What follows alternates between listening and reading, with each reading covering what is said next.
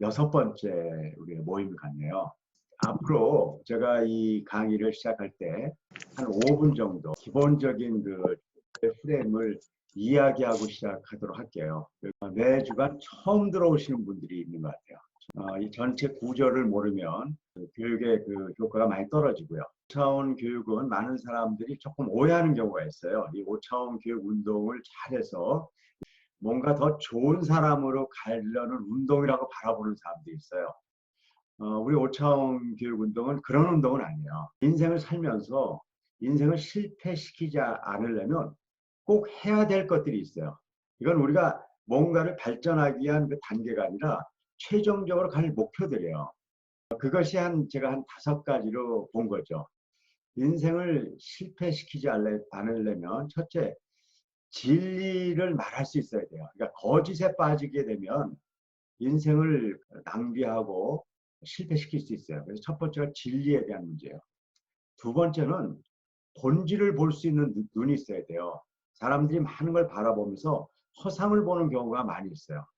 세 번째는 우리가 해야 될 행동들이에요.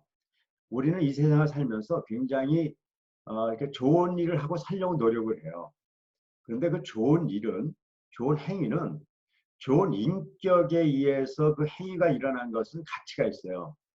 근데 내가 인격은 안 되는데 남에게 보여주려고 하는 좋은 행위는 그것이 좋은 행위가 아니라 악한 행위가 될 가능성이 굉장히 커요. 네 번째는 자신을 명확하게 알아야 돼요. 내가 누군지 모르고 인생을 사는 경우가 많이 있어요. 특별히 부모님들이 자녀 교육에 초점을 맞추다 보니까 아이들에 대해서 굉장히 바라보면서 자신을 못 바라보고 자신에 대한 그 존재성을 오해하고 사는 경우가 있어요. 이렇게 되면 인생을 이렇게 실패시키기가 쉽죠. 다섯 번째는 바른 관계를 가지면서 살아가야 돼요. 인간은 혼자 살 수 없기 때문에 가족하고의 관계라든가 친구의 관계라든가 내가 살고 있는 이 사회의 전체적인 관계에 좋은 시스템을 가져야 돼요.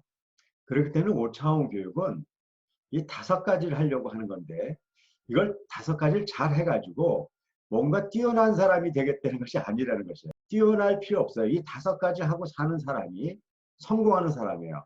우리의 목표는 이런 삶을 살기 위해서 우리가 목표하는 것이고 이 5차원 훈련들 통해서 그런 삶을 살 수 있는 기본 틀을 만드는 것이다. 이렇게 생각하시면 돼요. 그러다 보니까 오늘 훈련하는 다섯 가지 훈련들이 필요한 것이죠. 참과 거짓을 구별하기 위한 바른 지적인 훈련, 우리 학문의 구단계를 훈련하게 될 거고요. 그 다음에 본질을 보기 위한 내면화 훈련들 하게 될 거고요. 그 다음에 진리를 행동할 수 있는 여러 가지 훈련들, 그리고 자기를 바라보는 눈, 그 다음에 타인을 바라볼 수 있는 눈에 대한 그런 훈련이 돼야지만 제가 얘기한 이 다섯 가지 삶을 살게 되고 우리 이 교육은 제가 지금 얘기한 이 다섯 가지 삶을 위해서 크게 두 가지 그룹을 나눴어요. 하나는 5차원적인 역량을 기르는 거예요. 5차원적인 역량을 기르는 것은 지적인 틀, 그다음에 마음의 틀, 몸의 틀, 자기관리의 틀, 인간관계의 틀을 만들어가는 것이고요. 그걸 하기 위해서 지금 한 세 가지는 매일매일 지금 하고 있다는 건 여러분들 아시죠? 우리 이거 시작하기 전에 우리가 같이 진리의 빛에 우리가 노래를 들었어요. 그건 노래에 대한 문제가 아니에요. 우리가 적어도 매일매일 정서 활동을 하는 사람과 그렇지 않은 사람은 완전히 다르다는 거예요. 두 번째는 매일매일 운동하셔야 되고요. 세 번째는 지적인 틀을 갖기 위한 아주 기본 훈련으로 우리가 안구 훈련을 하죠. 안구 훈련은 지적인 훈련에도 도움이 되지만 우리가 마음이라든가 그 다음에 몸의 훈련에도 굉장히 큰 도움이 돼요. 제가 2주 전인가요? 안구 훈련의 중요성에 대한 동영상을 제가 보내드렸어요. 왜냐 안구 훈련이 이렇게 안구가 움직여지면 그게 뇌에 영향력을 줘서 굉장히 정신적인 향상이 일어난다는 것이 이미 잘 밝혀져 있고 이미 그런 어떤 치료법들이 지금 실행되고 있어요. 두 번째는 우리의 세계관이 바뀌어야 됩니다. 이 세계관이 바뀌려면 두 가지가 바뀌어야 되는데 바른 경험을 해야 되고요. 두 번째는 바른 지적인 프레임을 가져야 돼요. 우리가 좋은 책을 많이 보면 좋은 사람이 된다고 생각하는데 그렇지 않아요. 이미 여러분들 아시는 대로 사선을 쳐서 인식의 틀을 시각화해 보면요. 내용을 왜곡시키는 인식의 틀을 가진 사람은 좋은 책을 볼수록 점점 나빠져요. 그래서 우리가 독서 운동에서 과거에 많은 독서 책을 보는데 초점을 맞췄다 그러면 저희가 하는 독서 운동은 일단은 책을 본다는 거에 대해서는 동의하죠. 그걸 안 보면 무슨 의미가 있겠어요. 하지만 그 책을 보는 사람이 내가 어떤 프레임을 갖느냐가 저는 더 중요하다고 생각하고 우리 오천 운동에서는 그런 프레임을 바꿔주는데 제가 초점을 맞춰서 갈 거예요. 구글 클래스에 가면 오늘 강의할 내용, 과제를 이미 다 올렸어요. 5차원 역량 기르기에 진리의 빛 1, 2절을 다 놔뒀습니다. 아까 들으셨으니까 제가 오늘 틀진 않을게요. 이거를 여러분들이 같이 항상 부르고요. 모일 땐 부르고요. 여러분들이 혼자 계실 때는 악기라든가 예술 활동을 하셔야 된다는 거고요. 그 다음에 체력 증진 운동에서 지난번까지 여러분들 5가지 배운 거는 뭐였냐면요. 몸을 바르게 자세를 바르게 하는 것, 부드럽게 하는 것, 그리고 내장 운동, 그다음에 오관 운동, 보다 깊이 잠자는 방법에 대해서 배웠어요. 그런데 그런 기반 훈련도 중요하지만 우리의 체력이 좀 향상돼야 돼요. 체력이 향상되려면 얼마나 체력이 약체인가를 알아야 돼요. 그래서 5가지를 제가 지금 드릴 건데요. 이 5가지를 제대로 못하면 여러분들이 체력이 굉장히 약화되어 있는 거예요. 그래서 이 훈련을 해서 강화될 수 있어요. 첫 번째는 앉는 것, 두 번째는 윗몸 일으키기예요. 이걸 한번 10번 정도 했는데 숨이 막 찬다. 그러면 여러분들은 체력에 있어서 상당히 문제가 있다고 이렇게 보시면 돼요. 세 번째는 뭐냐면요. 팔굽혀펴기예요. 여성들이 이걸 안 하거든요. 이게 굉장히 좋은 운동이에요. 상체를 다 이렇게 움직일 수 있는 운동인데 이걸 한 번도 못하는 사람들이 많이 있어요. 네 번째는 누워서 몸을 올리는 운동이에요. 이건 굉장히 좋은 운동이면서 체력을 강화해요. 마지막으로는 물구나무서기를 하루에 한두 번이라도 해보는 거 굉장히 중요해요. 왜냐하면 항상 우리는 위에서 아래로 중력이 내리잖아요. 그래서 이걸 거꾸로 세워서 반대로 중력을 이렇게 움직이게 하는 거는 몸에 굉장히 아주 좋은 자극을 일으켜요. 여태까지 배웠죠. 5가지 운동에다가 체력을 향상시키는 5가지. 요거를요 하루에 5분, 10분씩 매일 하잖아요. 그럼 여러분들 정말 건강하게 살 수 있어요. 몸은 정직해요. 그냥 운동한 만큼 몸이 변화가 와요. 저하고 이 5차원 이 리프레임 운동을 하려면 체력이 좋아야 돼요. 그러니까 뭐 나중에 체력이 떨어져서 못하면 안 되니까 열심히 여러분들이 해주셨으면 좋겠어요. 그 다음에 이제 안구 훈련 있잖아요. 두 번째가 우리가 세계관을 위한 독서입니다. 오늘 독서는 여러분들이 아시는 대로 5차원 전면교육 책을 우리가 같이 한번 읽어보도록 할게요. 우리 5차원 전면교육은 여러분들이 시간이 되는 대로 많이 읽어보셔야 될 책이에요. 특별 과제를 내드린 게 있어요. 특별 과제. 근데 그거는 여러분들이 의무적으로 할 필요 없어요. 그냥 제 이 5차원 교육 운동을 그냥 제가 하고 있는 이런 어떤 그 정도의 속도로 가실 분들은 그냥 하시면 되고요. 하지만 이 중에 특별히 이 과제를 해야 될 분들이 있어요. 그분들은 뭐냐면 앞으로 저하고 교제를 같이 하거나 또 자녀를 이런 방식으로 지금 교육하기로 한 부모들이 있는데 그런 분들은 좀 우리 5차원 교육을 많이 할수록 자녀들을 도와주는데 도움이 될 거예요. 그래서 그런 분들은 저한테 신청을 하면 특별히 그분들은 특별 과제를 제가 이렇게 가이드를 드릴 거예요. 일주일에 한 권의 책을 제가 하는 방식으로 읽는 겁니다. 5차원 전면교육책 한번 같이 보죠. 우리가 세계관을 위해서는 좋은 책을 봐야 되겠죠. 근데 저는 좋은 책을 볼 때 그 책을 제대로 볼 수 있는 방법을 제가 가르쳐 드리려고 그러는 거예요. 그러려면 뭐냐면 책만 보는 것만 갖고는 안 된다는 거예요. 이게 굉장히 중요해요. 독서를 할 때 많은 사람들은 책에 초점을 맞추는데 저는 독서를 할 때 인격에 초점을 맞추는 거예요. 인격이 좋아야지 그 책을 봤을 때 도움이 된다는 거예요. 근데 인격은 5가지 요소로 나눠져 있어요. 첫째는 지적인 요소예요. 이미 지난 시간에 했어요. 5차시 했고, 두 번째는 마음의 요소예요. 마음의 요소가 잘못돼 있잖아요. 그러면 책을 보더라도 자기의 마음대로 그걸 요리해서 그 책을 통해서 얻을 걸 얻지 못하고 자기 것을 강화시켜요. 독서를 하는 이유는 그 독서한 사람 거를 좀 그거를 받아들여서 나를 풍성하게 만들어야 되는데 많은 사람들은 그렇지 않아요. 그냥 자기 마음에 이미 정한 게 있어요. 그래서 남의 책을 보고 자기 마음에 드는 것만 뽑아내서 자기 마음을 더 강화해요. 근데 그 마음이 아직 미성숙한 마음이잖아요. 그 미성숙성이 더 강화된단 말이에요. 그래서 여러분들이 책을 보거나 뭘 보거나 중요한 건요. 여러분들 마음의 상태를 보는 게 중요해요. 그래서 오늘 두 번째 마음의 상태, 심력에 대해서 같이 좀 공부를 해보도록 하죠. 저하고 책을 볼 때는 중요한 원리가 있다는 건 다 아시죠? 문단별로 볼 수 있어야 돼요. 왜 문단별로 보는 게 중요하냐면요. 화제의 전환 때문에 그래요. 이야기가 바뀌었는데 이야기를 바뀌었다는 인식을 안 하고 계속 보잖아요. 그럼 잘못 볼 수 있는 요소가 많기 때문에 그래요. 그래서 대부분의 책은 문단별로 나눠져 있어요.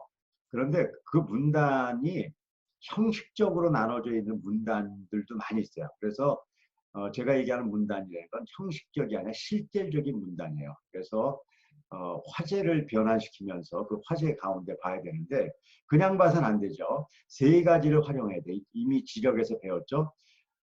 인식의 틀을 나눠가면서 봐야 돼요. 그것이 사선치기예요. 이게 센스 그룹이라고 그러죠. 두 번째는 내 생각이 아니라 남의 생각을 중심으로 봐야 돼요. 이게 마음에도 굉장히 중요한 거예요. 그래서 밑줄 치기. 그 다음에 개념 심화가 되지 않잖아요. 그러면 심각한 문제를 일으켜요. 공부를 하더라도. 그래서 개념 심화할 수 있는 그런 어떤 저희가 그 방법으로 오늘도 같이 읽어보겠습니다. 자, 일단은 형식 문단을 보면 이렇게 두 개로 나눠져 있어요. 그래서 이것 따로 보고 따로 봐야지 이걸 쭉 보는 사람은 그 글을 볼 수 있는 능력에 굉장히 제약이 와요. 자, 이렇게 볼 거예요. 자, 여기 무슨 얘기를 하려고 하고 있는가? 사선을 치면서 봅시다. 심력이란 마음의 힘을 얘기한다. 군대에 갔다 온 복학생은 대부분 성적이 높다. 뭐 요즘 그런지 모르겠는데 우리 땐 그랬어요. 왜 그러냐면 군대에서 혹독한 훈련을 견디며 많은 고생을 하는 거예요. 자, 근데 고생이 왜 공부 잘하게 하죠? 고생이 공부 잘하게 해주는 게 아니에요. 고생을 하다 보면 의식의 변화 때문에 그런 거예요. 이게 이제 굉장히 중요한 거죠. 그런데 고생을 해도 의식의 변화가 안 오는 사람이 있어요.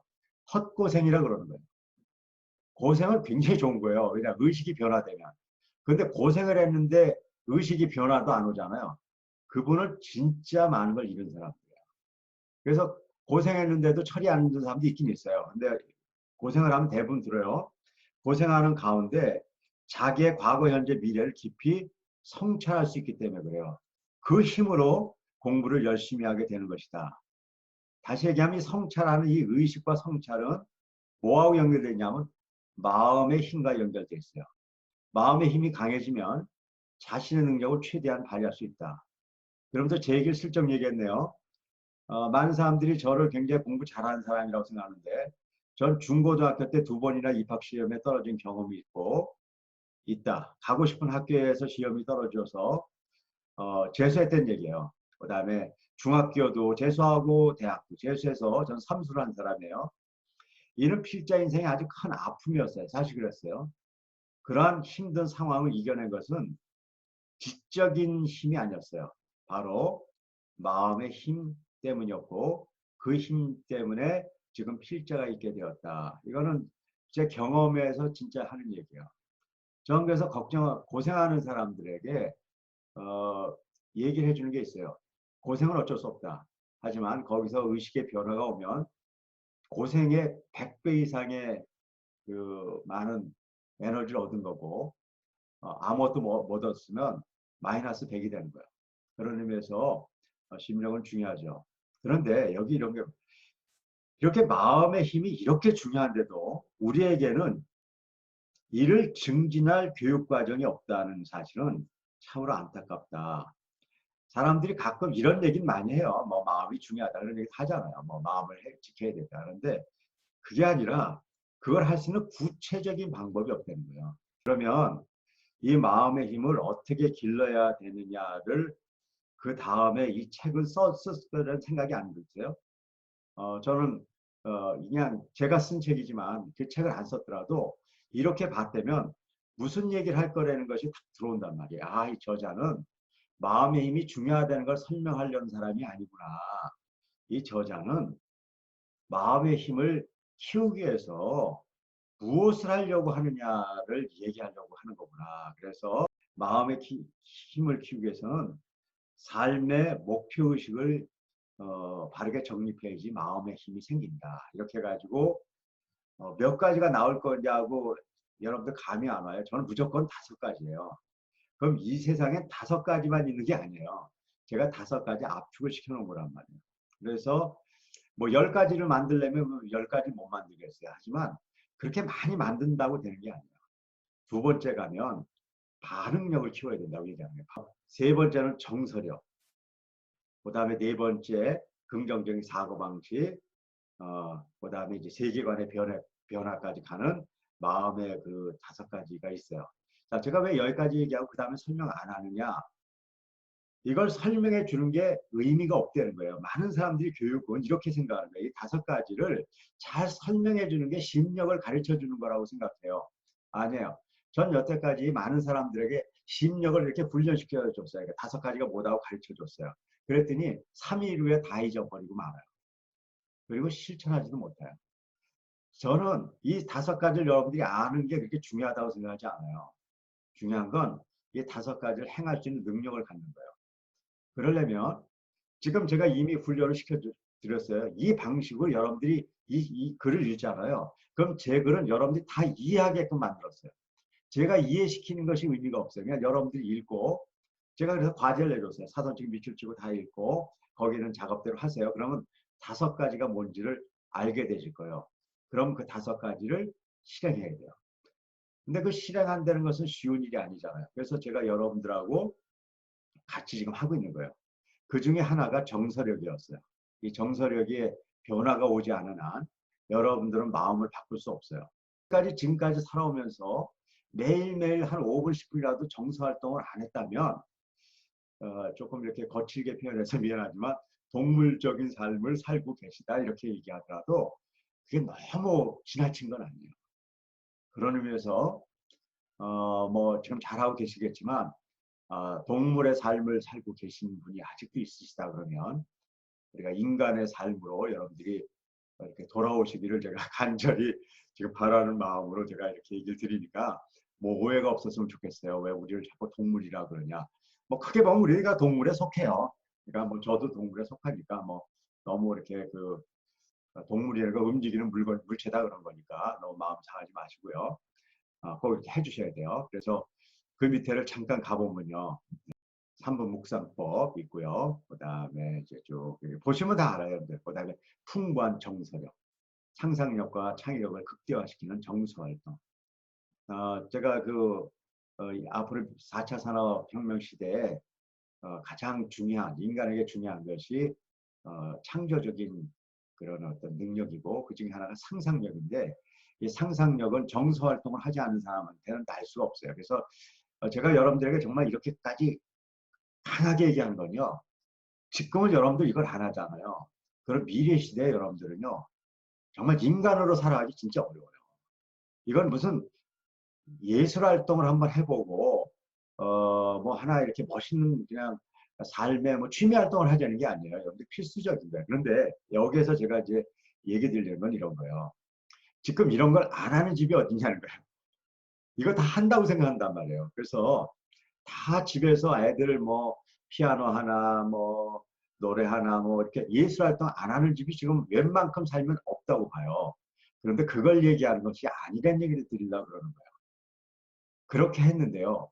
정서력이 커지는 게 목적인데 그렇게 했는데 정서력이 깨지는 경우가 너무 많다니까요. 여러분들이 아이들에게 피아노를 가르치는데요.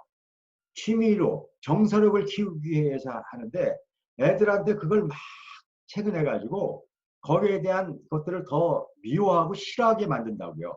그래서 요즘 하는 예술 활동들 보면요. 정서력을 깨트리는 예술 활동을 하고 있는 거예요. 그걸 얘기하는 것이 아니라는 얘기 드리려고 하는 거예요. 독서는 재밌게 할 수 있어야 되는 거고, 예술 활동도 우리의 정서를 자극할 정도로 즐겁게 가는 시스템을 얘기하는 거지, 그런 훈련을 하면 되는 것이 아니란 얘기를 해드리려고 그래요. 제 얘기를 듣고 막 운동시키고 악기시키고 독서운동 시킬까봐 걱정돼서 얘기 드리는 거예요. 그런 건 절대로 아니에요. 그러니까 제 책을 보시면서 그 핵심에 대한 내용들을 보셔야 돼요. 즐겁지 않으면 잠시 쉬세요. 즐겁게 하는 것만 의미를 가져요. 자, 그래서 이 풍부한 상상력과 그런 어떤 여러 가지 본질적인 문제들을 가질 수 있는 시스템들이 되어 있는데, 그걸 제가 뭐 설명 안 해도 돼요. 쭉 아까대로 그냥 읽어가시면 다 할 수 있어요. 그런데 학교에서는 반응력이라는 것이 있어요. 이 반응력은 생각보다 굉장히 중요해요. 그래서 학교에서는 우리 DJ 학교에서는 이 반응력을 위한 3분 묵상을 하루에 2, 30분씩 해요. 그럼 얼마나 시간을 많이 뺏기는 거예요. 그래도 그만큼 중요하다는 거예요. 왜 중요한가 얘기 드릴게요. 반응력은 영어로 response ability라고 그래요. 반응하는 힘이에요.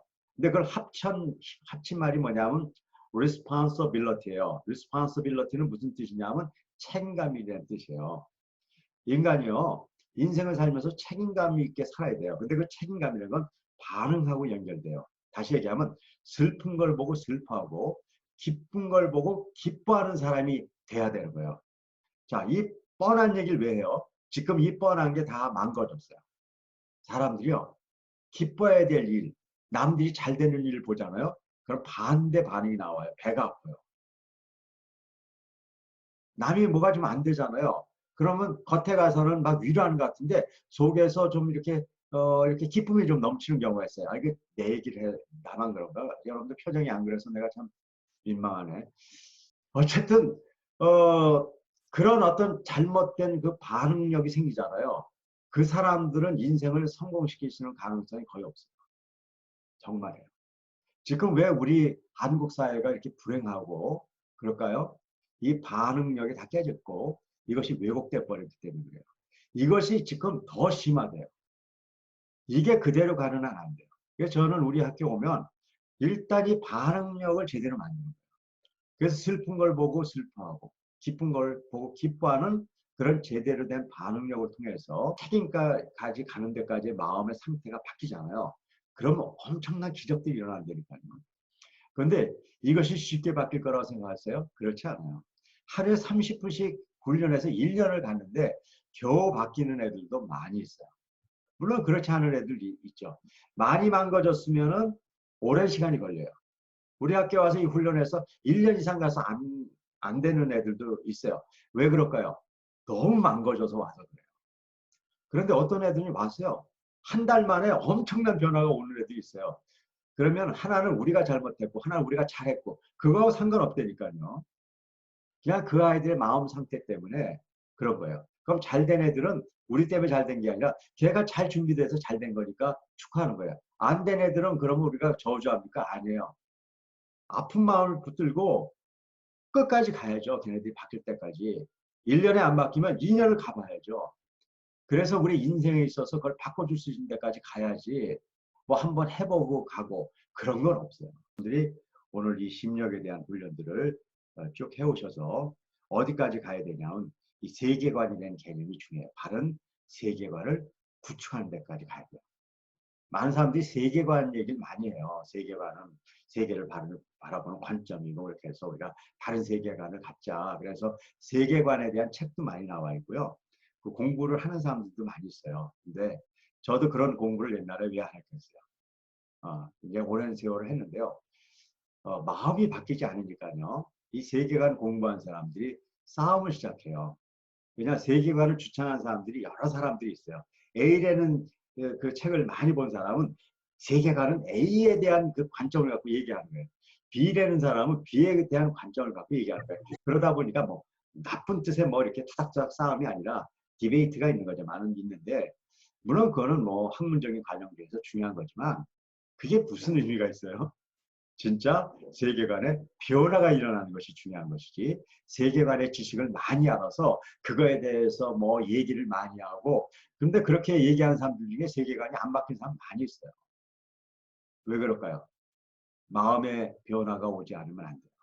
그렇기 때문에 마음의 변화가 오는 그 미케니즘을 잘 알아야 되는데 이번 주에는 이 마음의 변화에 대한 그 원리에 대해서 여러분들 명확하게 알아야 돼요. 세계관은 매우 중요하기 때문에 제가 한번 같이 좀 읽어보고 여기까지는 해드리고 제가 마무리 짓게요. 바른 세계관, 마음속에 심어주는 정보 저장 시스템.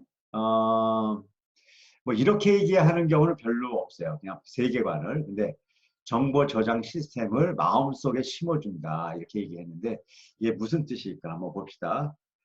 두 개 정도의 그 화제가 돼서 두 가지 정도를 얘기하고 있네요. 그럼 첫 번째 얘기는 무슨 얘기를 하고 두 번째 얘기는 무슨 얘기를 하는가 봅시다.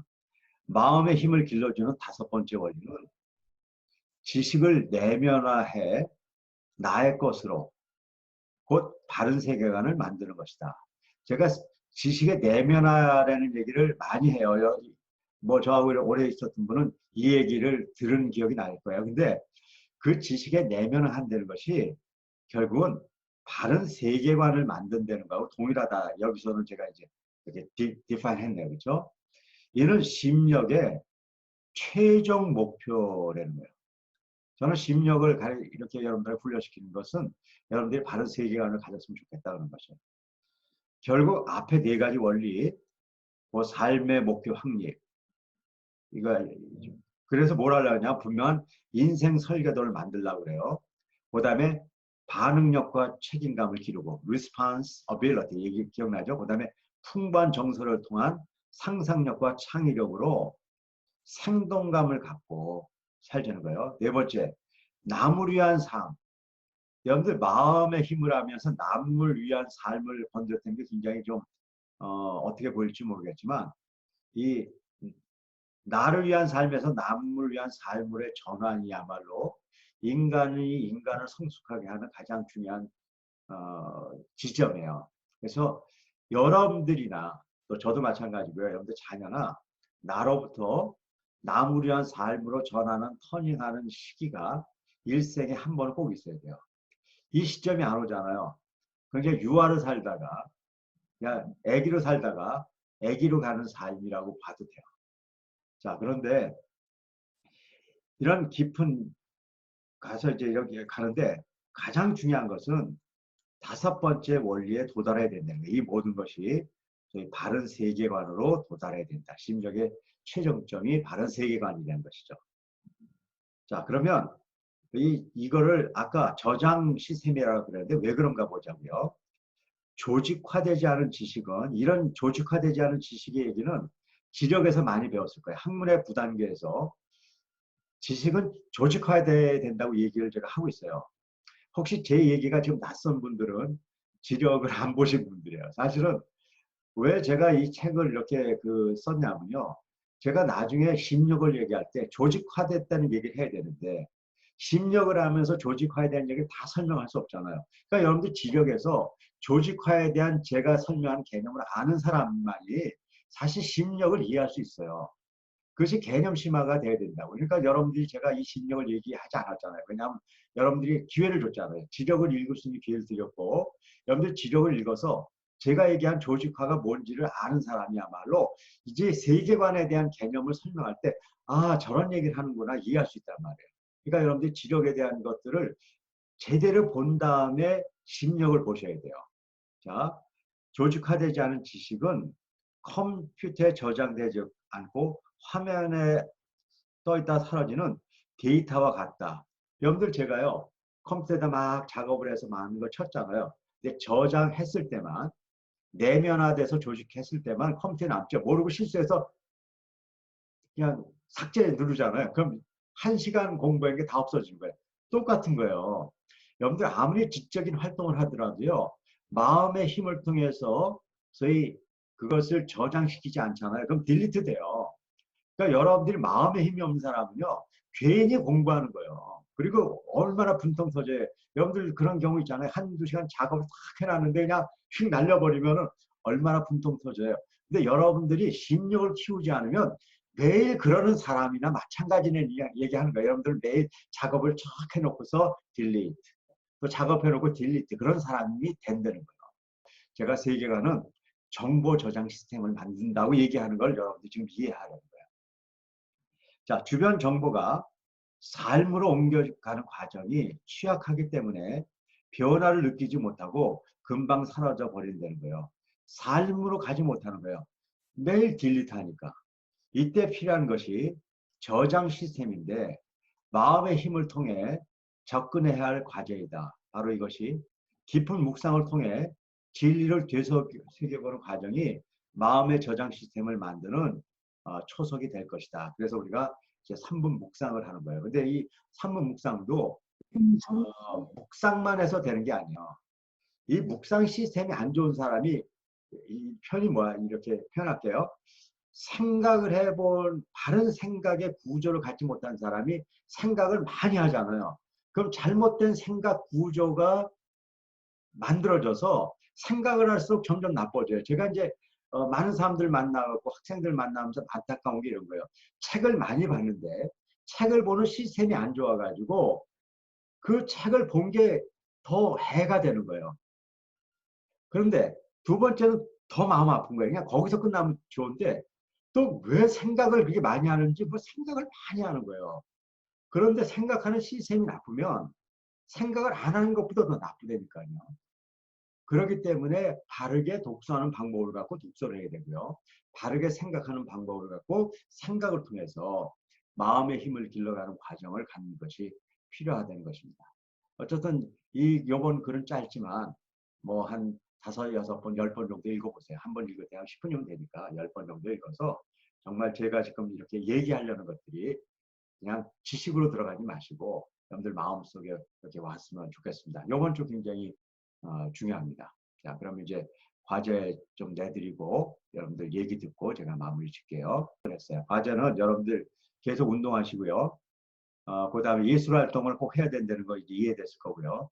안구 운동과 독서 훈련을 해야 되는데 심력을 다 읽는데 사선, 밑줄, 네모를 치면서 읽는데 몇 분 걸렸는가를 확인하고 기록하세요. 한 10분 정도가 이제 정상인데요. 혹시 좀 길어지잖아요. 그럼 이거를 줄이는 방법은 반복해서 읽는 거예요. 반복해서 몇 번 읽는. 저희 학교에서는 학생들이 이해가 안 되는 애들이 이해되는 구조를 만들고 적절한 데까지, 예를 들어 10분 걸릴 걸 30분 보는 애들은 한 10번 정도를 반복해서 봐서 한 10분까지 이렇게 줄이는 훈련을 해요.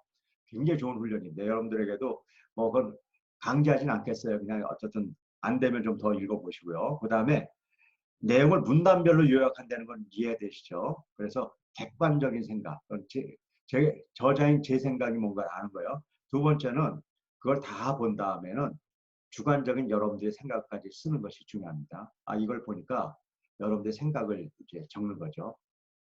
이 객관화와 주관화는 여러분들에게 제가 자꾸 이렇게 써보게 하는 이유는 사람들은 객관적인 생각과 주관적인 생각을 혼동하는 경우가 있어요. 남의 책을 많이 본 사람이 특별히 그런데 남의 생각을 자기 생각인 줄 알고 얘기하고 다니는 사람 많이 있어요. 여러분들 내면화되지 않은 건 자기 게 아니에요. 남의 얘기를 남의 거라고 생각하고 이렇게 얘기하는 건 나쁘지 않아요. 근데 남의 생각을 내게 되지도 않았는데 내 건지 알고 얘기하는 건요.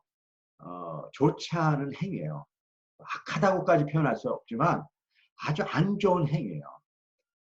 그렇기 때문에 미국 같은 데서는요. 남의 거를 인용할 때 인용하지 않잖아요. 그럼 그거를 범법 행위로 보고 특허나 이렇게 그 논문도 다 이렇게 취소시켜 버리는 게 그런 이유 때문에 그런 거예요.